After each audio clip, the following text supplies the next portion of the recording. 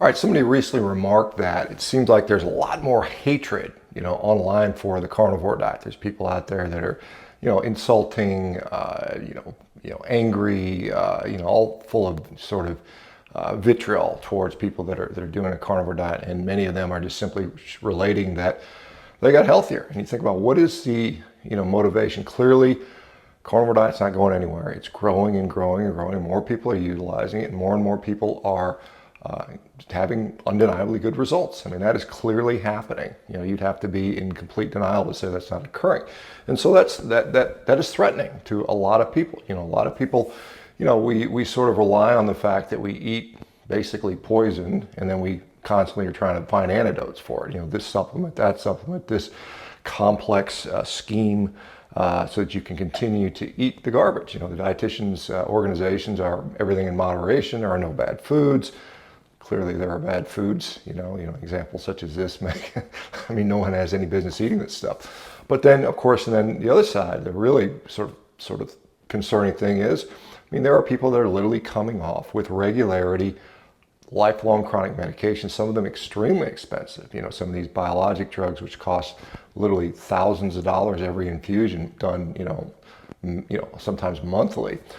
That's a lot of money. We're talking into the billions and billions of dollars. And so I think people are like, well, we'd like to continue to make our billions and billions of dollars on the suffering of all these people. And if they find that they don't need that anymore, that really affects their bottom line. And I think what you see is two things. One, a greater awareness that our food supply is, effectively poisoned. It's just not good for us in general.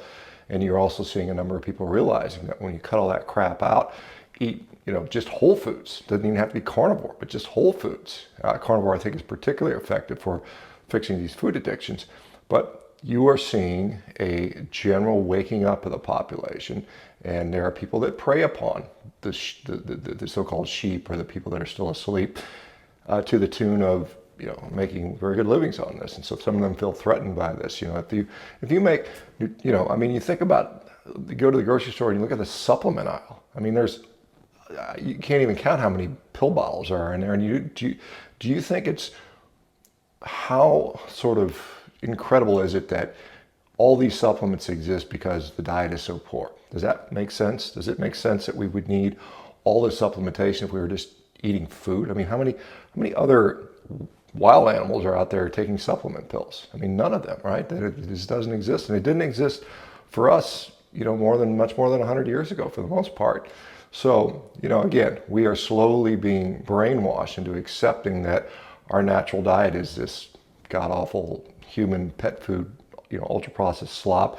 And as a consequence, we need to take supplements and also medications because it's normal to be sick. This is what we're seeing. We're seeing the normalization of illness, and the expectation is that you're going to, use your hard-earned, money and hard-earned work to pay for it, right? And that's clearly not the case. So let me know what you guys think. Are you guys noticing an uptick in the overall hatred for carnivore type diets? Is that something you guys are seeing more of?